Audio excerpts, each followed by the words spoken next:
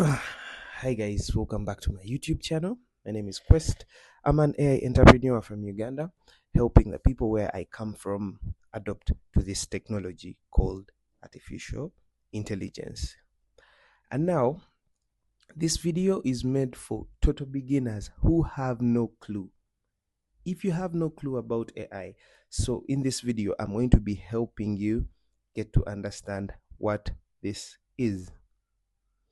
So, we are going to be looking at what AI is, what are its core abilities, and how does it work. So if you're out there and you have no clue about AI itself made sure that you find this video on your timeline. AI made sure that you click on this video to watch it. So buckle your seatbelts up. Let's dive into it and see what this is all about.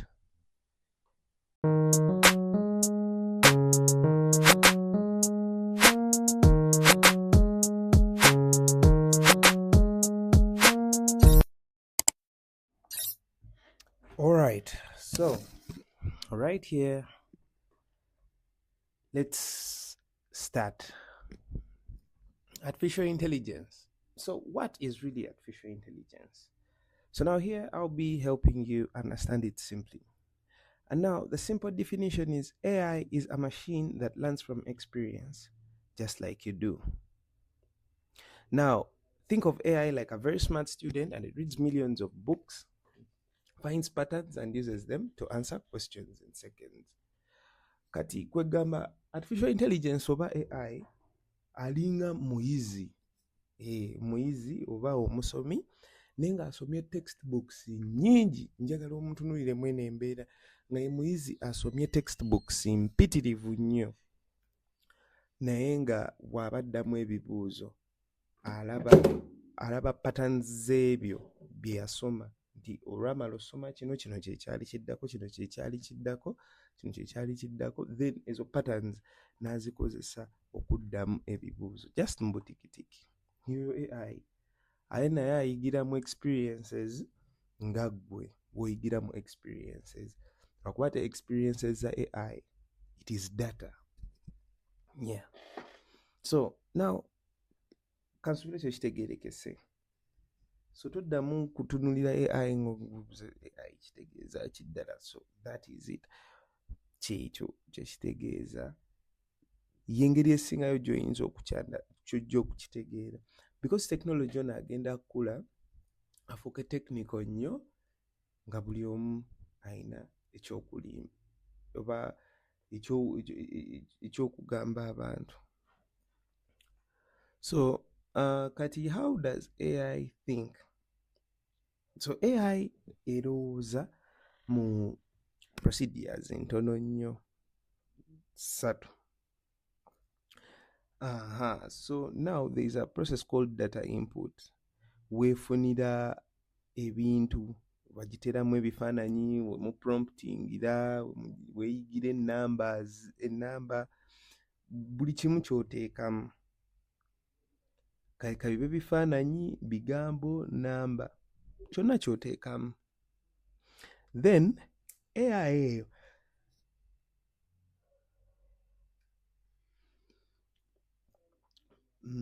nja kwesa ekigambo omuyizi waffe oyo n'asanga patterns mu process mu stage ey'okubiri gye bayita process, mwalabira patterns, enkolagana ezimu ezisinga mu eyo data, then omwo mwazimbira okutegeera. Kasasanga nga mulimu ebintu ebifaanagana oba bye yeefaananyiriza, okwo kwazimbira n'akuddamu bw'atyo. Kitegeera. Then output yeyo answer gy'aba akuwa okusinziira ku byaba ategeereza. Kati now AI can do three things right now. Era ekyo kiri nti AI eyigira mu data. Okay?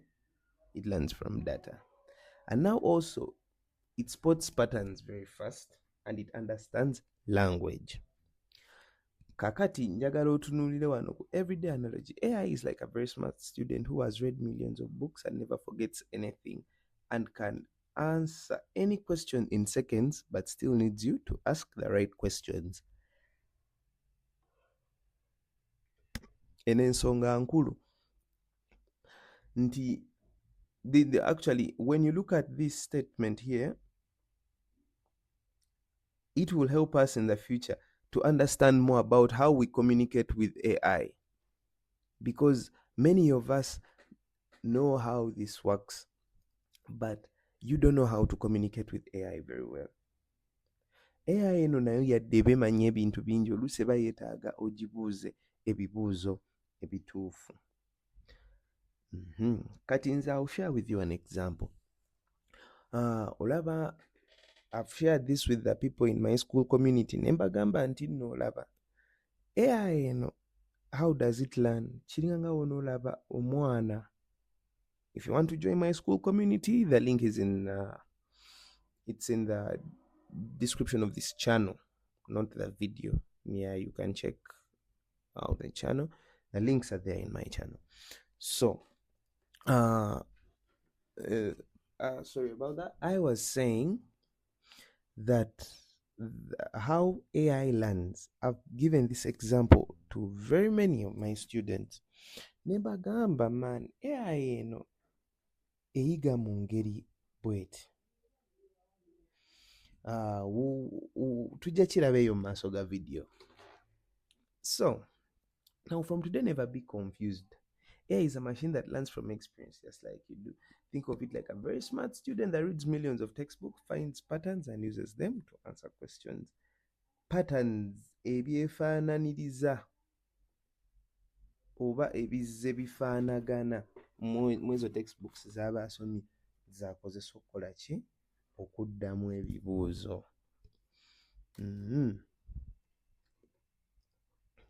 So now, what are the core abilities of AI? Kiki ekyamaanyi ennyo kyesobola okukola? AI is growing so fast. AI, the last time I checked about this, AI had only 3 core abilities, but now there are 6. Ate nga bino ebintu AI byekola bantu bwe baali basobola okubikola, naye right now kati yebikola. So what does it what message does it imply for you who is watching this video? And it is that you have time to pick up, you have time to adopt. Okitegeera, you're not too late. So now, each ability below works on any smartphone. Many are free to use today. Read and write, translate human text, even local languages like Luganda. That is AI. Esobola okukola bino ebintu, and you know, through your Google, through your chat GPT, because AI abantu abasinga bagitegeera nga zino applications ezaakajja, naye tugenda kutunuulira bino ebintu katugambe like understanding natural language, ekintu nga like okutegeera natural language. Do you see translator applications? Yes, that is AI. Tebasooka bagamba nti oyo AI, but that was AI. Ebintu ebyali byetaagisa amagezi g'omuntu nga kati computer ebikola. Oyaba AI. So, recognize images. Look at a photo and identify what's inside. Be it a crop disease, a face, or a product. AI ndowooza mukimanyi, abasinga mwenna mukuba screenshots ne mussa mu chat GPT, help me understand this blah blah blah blah, ng'akaana akato bwe muti abasinga bwe muba. But it's really interesting. So then to make predictions, use past data to forecast future weather, crop prices, and customer behavior. Nti AI kati esobola n'okukola okuteebereza. Now, companies are also working with this to study customer behavior. They are using AI to study customer behavior. What are you spending on most? Where do you spend from most? Again, they use AI to know this and to also decide what kind of ads you will see on your timeline. Creating content. Everyone has generated something with AI. Again, solve problems, break complex situations and suggest the best solution like a consultant. nti AI esobola okumenyaamenya situations ezimu oba embeera ezimu then nesalawo solution gye tunaaba tukozesa mu maaso eyo. Can then learn from feedback, get better every time it is corrected. AI kyesinga ku bantu nti is that nti yo bw'ogicorrectinga oba n'ogitereeza efuuka better. Okitegeera nti teyeekubagiza ekiyigirawo. So all of these are already available in Uganda: GPT, Gemini, DeepSeek, and Sunflower AI. All of them use them. So kati bino ebintu olaba bino, these are core abilities of AI. Oba kanziyite superpowers za AI ezisinga zonna mweziri mu Uganda era companies ez'amayinda zizikozesa. Yadde naffe abantu basekindomu naffe tuzikozesa, but even those big companies use them. And now, right now, we are going to be looking at the 3 major ways how AI works. Ekola mu ngeri ki? Now, waliwo kye bayita machine learning, eyiga by example. Kyekino kye naddinja tuukeko nti AI w'ogiraga examples nyingi, figuring out yo nga yo n'ekimanya nti kati kino kikola bwe kiti. Kati abantu abasinga mu school community yange, example nagibawa aliva akajoining, ne mbagamba nti kiringanga onookwata omwana n'omulaga ekifaananyi ky'embwa, agiraba amagulu, engeri gyeboggolamu, engeri gyetambulamu, tayinza keera ku makya n'ayita enkoko embwa, because aba akitegedde nti eno mbwa okusinziira ku bifaananyi by'azze alaba. Newomukwata n'omugyayo waka n'omutwala ewalala, era still ajja kusigala walaba ekisolo ekyefaananiza bwe kityo, ajja mmanyiiyo ki? Mbwa. Now ne AI bwetyo bweyiga, ogiraga examples nyingi then nemala n'ekipickinga. So you show AI thousands of examples and it figures out the rules itself, just like a child learning to recognize dogs from a textbook. But by seeing hundreds of real dogs, the more examples it sees, the smarter it gets, like studying past exam papers until you can answer any new question that comes up. So waliwo kye bayita neural networks. Again, we are looking at the ways how AI works. So it works through neural networks. It works thinking like a human brain. AI is built in layers, just like your brain. Neurons pass signals from one to the next. Each layer processes information and passes it along, getting smarter and more accurate at every step.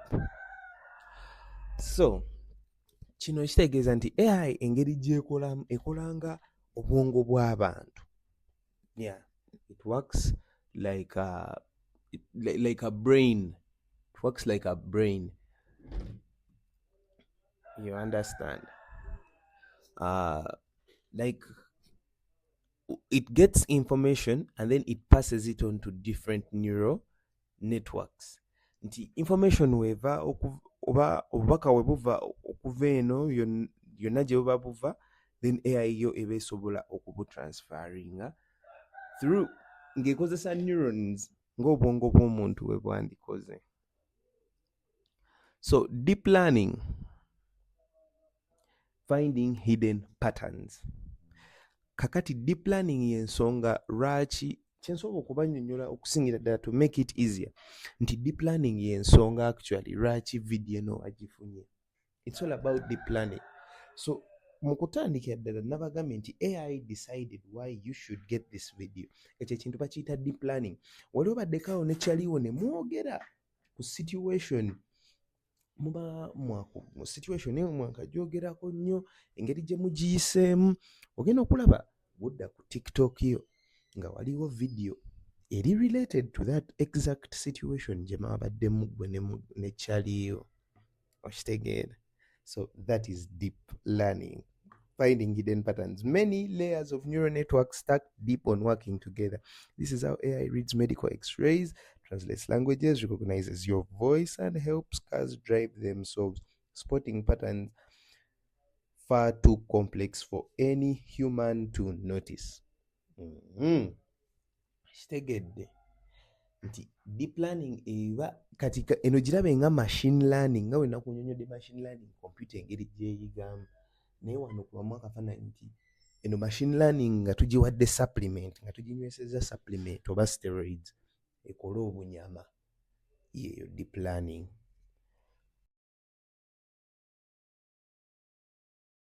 So after this video, I hope you'll never have to look at AI the same way, or you'll never have to understand AI the same way, because this is an easy piece of technology that can benefit everyone. You don't have to be technical. I have left a link to the slides you have seen on the screen in the description of this video. So if you want to, you can always make sure to check them out. And thank you for reaching this point. Others already clicked off. You're a special guy. See you in the next video.